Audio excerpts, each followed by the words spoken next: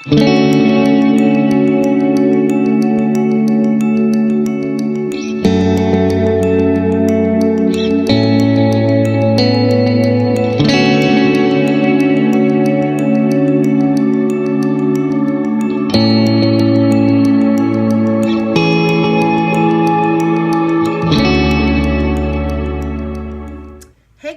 Christina at Cardinal Rose Creations, and today I want to show you how to do one of these cute little, this is a 3-inch clear acrylic blank. It's a keychain blank.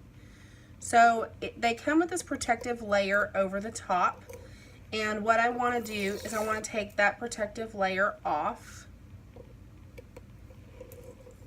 There we go. Once you can get it, comes off pretty easily. So there we have our clear blank. And I'm going to leave the backing on for now. It comes with it on both sides, and then you would take the backing off at the end. So I'm going to show you how to do one with these cute little scales. We're going to do a mermaid one. Now what this is this is the opal, I believe it's the opal holographic vinyl from Cricket brand, and I have cut these cute little scales. They're 1 inch tall. You can make them smaller if you want. It's up to you how you want to do that, but you can just Google scale and it'll come up an image, and you can just put it in there, and it works really nicely that way. So what you want to do is you want to start wherever. I'm going to start at the bottom, and I'm just going to lay, you know what, no, I'm going to start at the top. I want to start at the top. So I'm going to just lay a scale right up here. Well, if I can get it on there. And I just want to kind of overlap. You can see here that I have overlapped quite a bit. And the reason for that is because I want the entire thing covered. So then you're just going to continue this process here, right across the top, making sure that they are straight.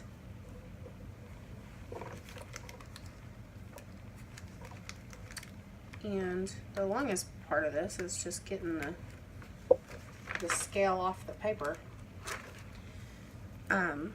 But you want to just keep them kind of straight.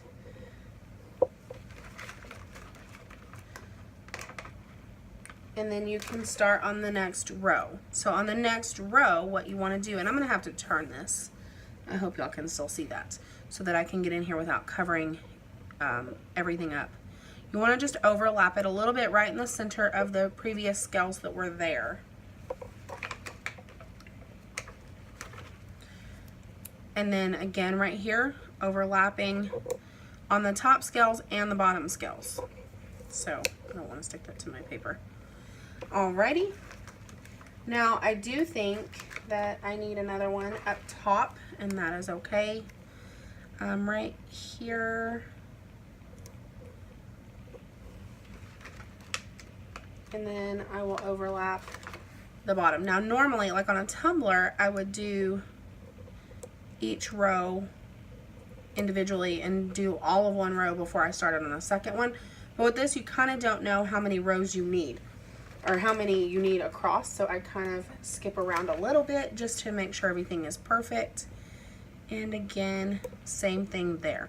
Now once you get the top done, then you can do each row individually until you complete that row, and then start on a second row.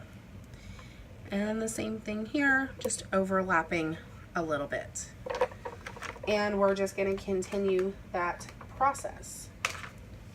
So now you would start on your next row down, overlapping just a little bit. I like to kind of start in the center and work my way out, just because I find that you get a better result that way. I do try to make sure that they are semi-level here, going across the top. These make super cute keychains, guys. Now on this particular one, I will be doing both sides. You could glitter the other side if you wanted to instead of putting the scales on both sides. It's really and truthfully up to you how you want to do that. And I'll show you why you want to do something to the back in the end, because you're just going to see the scales through it because it's all clear. So we're just going to continue this path all the way to the bottom. Again, I like to just start in the center.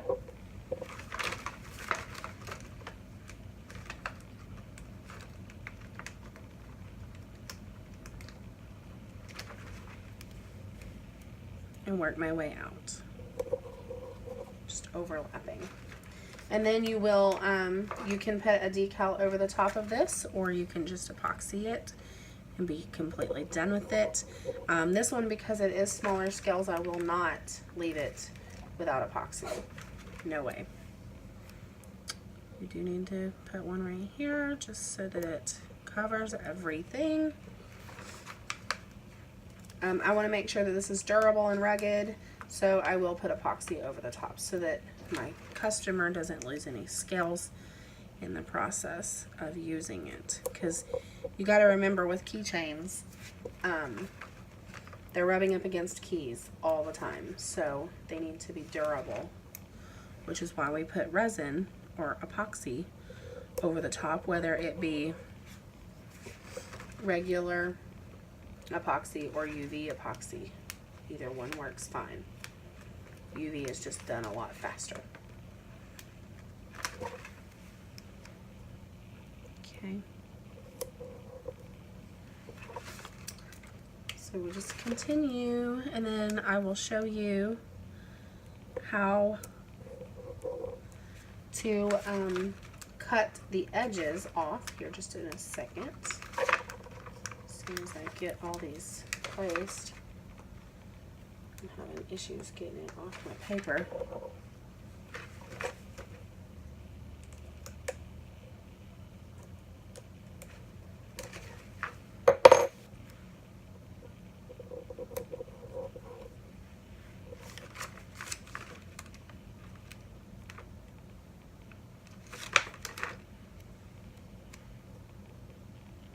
These turn out so cute.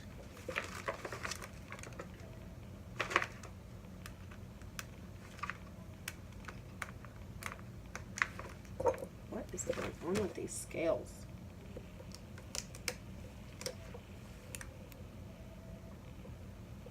And you can use any kind that you want. It doesn't have to be this particular vinyl. It can be just a plain colored vinyl. It can be metallic. It can be whatever you want it to be. This isn't a requirement. Okay, so we're almost down to the end, so I can show you how to cut it. So let's see, let's start here. I don't know that I'm going to have enough scales to do the back side, but that's okay. I'll just glitter it.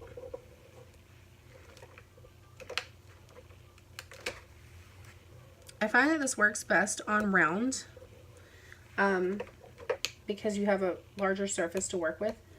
But you could, if you cut these smaller, you could do it on another surface, another shape. So I know that you can't see one here, but I don't like that it stops my design, so I'm going to place one right there anyways. All right, so now we're covered.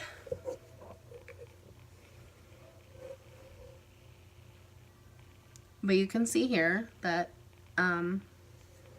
we have an issue. Obviously, we have overhang. So you can use 3 different things for this. You can use some scissors, an X-Acto knife, or a box knife. Either one is fine. Now, my X-Acto knife is dull, so I'm not going to use that. But I love my little scissors right here.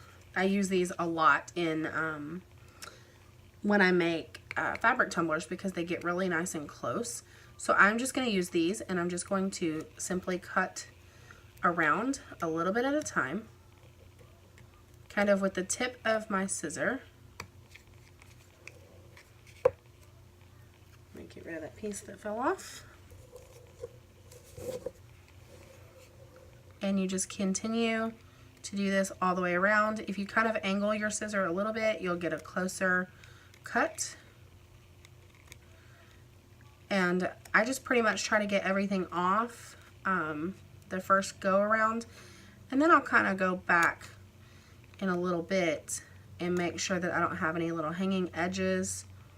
But I'll show you with the X-Acto, and my X-Acto is a little dull, so I'm not sure how well this is going to work. You just put it there and you kind of move it up and down, and it'll kind of cut around. Same thing with the box knife. You just take it and, let me move that out of the way. You would just take it and you would just go back and forth, and it would just cut it all off, like so. So both of mine are really dull, so they're not working as well. I need to buy some more blades. So I'm just going to continue with my scissors, making sure that you can see what I'm doing, because I'm going to get a better cut with my scissors because they're sharper. And just remove those as they fall off so that they're not in your way.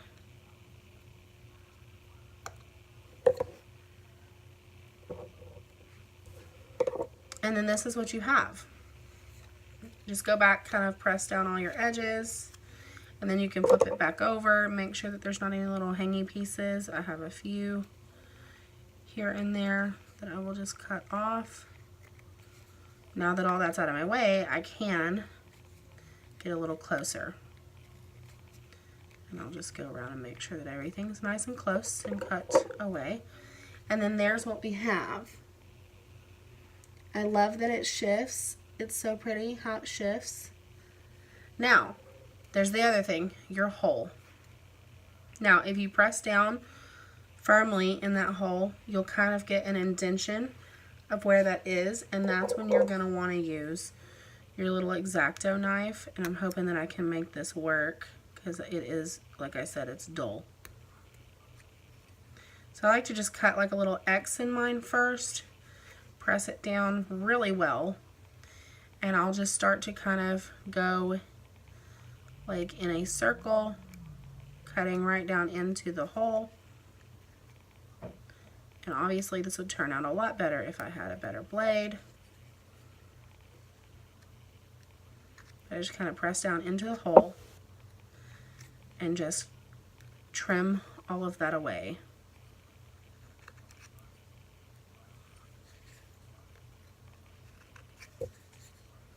I press against the side and then I press down, and that's how I get such a clean, smooth cut. And then you just kind of rub it and make sure that there's no little pieces that are looking weird.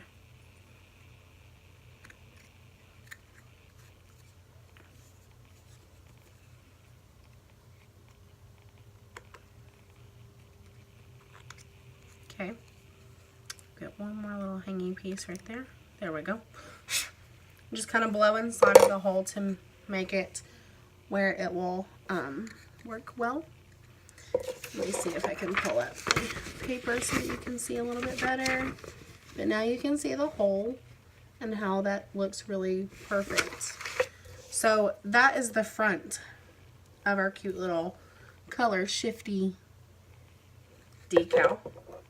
And then you'll go and you'll just remove the back side. See, that one came off in one fell swoop, which is awesome.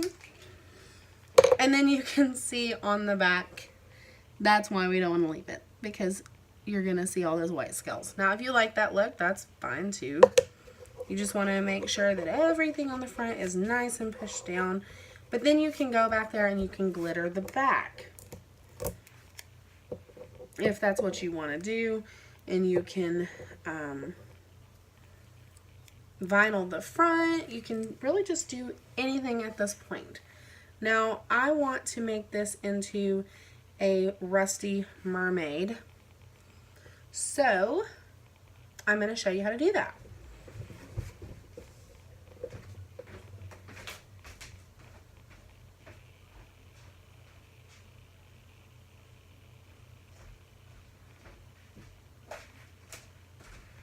So you're going to need paper towel and some paint. The color shift paint is what makes this look the best. So I have got some paper towel here, and then I'll show you my color shift paints. I have green flash and I have red flash. These two mixed together are going to make orange, obviously. So what I do is I just drop a little drop. Just a little bit. You don't need a ton. This is a tiny little, even on a tumbler you don't need a ton. But this is a tiny little piece of stuff. So then what you want to do is you just want to rub it on in the direction of your scales, because you want it to kind of get down into the grooves of your scale. And I just like to rub until it kind of dries in place, like that.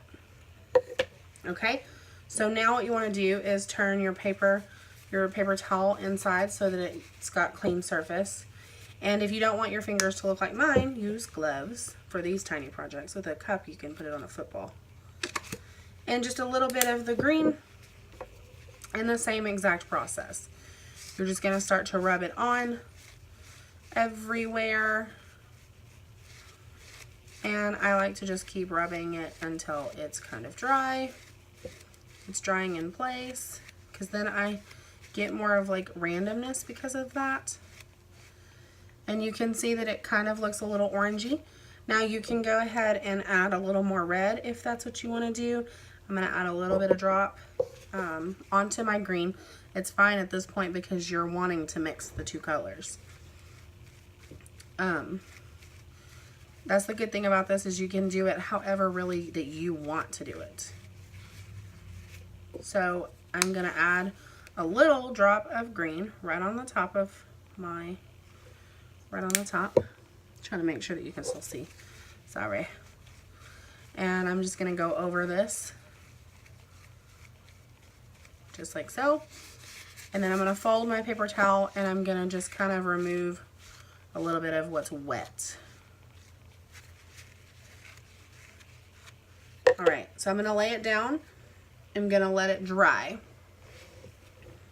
a little bit. You don't want it to dry a whole ton of it. Just a little bit. I'm going to clean off my hands while we're waiting on that to dry a little bit.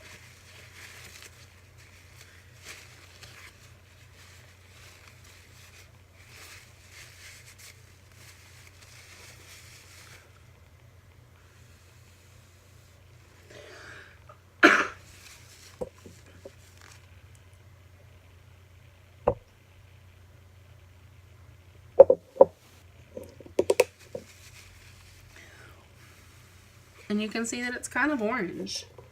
Now, I've got a lot of paint on the side, and I want to get that off. So I'm going to go ahead and take that off while it's drying, because I'll have better luck at that right now while it's still wet.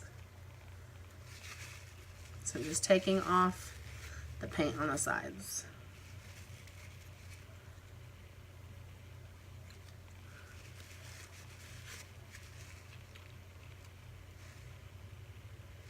Okay, so I've got it off on the sides. I've got even more on my fingers, I think, than I got off. Maybe I just took it all off with my fingers. So I'm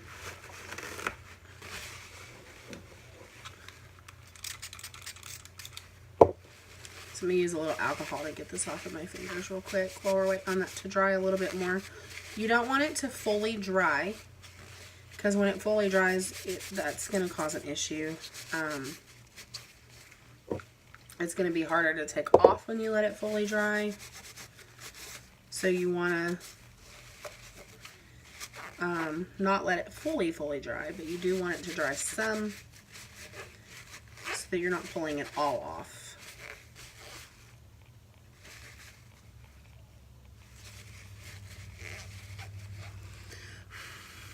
And it takes it a little bit to dry. I put a lot on there, a lot more than normal, but it's such a small area, it's kind of hard to judge how much you'll need.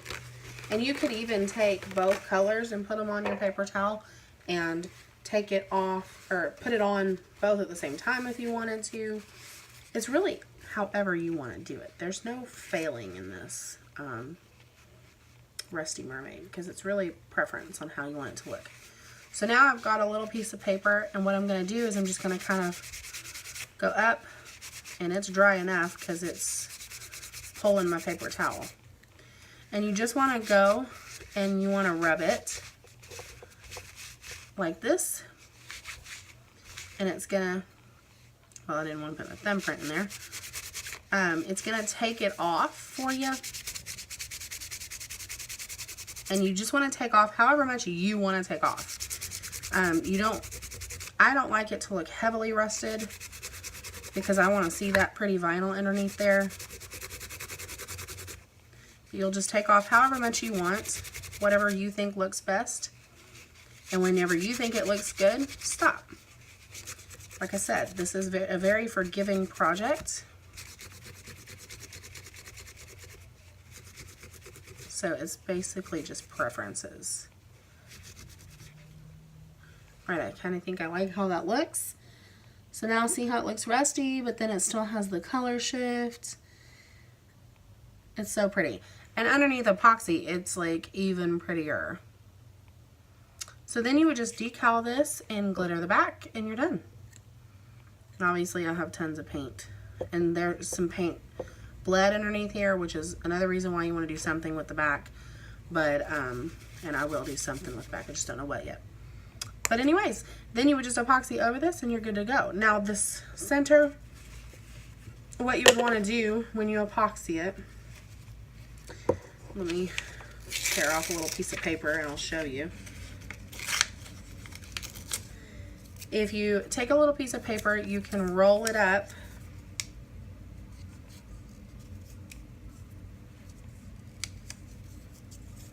if you can get your paper to roll. I always have a hard time with the rolling the paper thing. And then you can take and stick this in there like that. I like to just tear off the piece that's like hanging loose. And then epoxy. And once you're done epoxying, then you would just pull that straight out. You can also do this to remove any little paint particles that got in the center there. But then you would just pull it out as soon as you get done epoxying. Don't wait for the epoxy to dry. As soon as you get done, just pop this out, and then there will be no epoxy in the center. So anyways, that's it, guys. Thanks for watching. I hope this tutorial was helpful, and I would love to see your creations.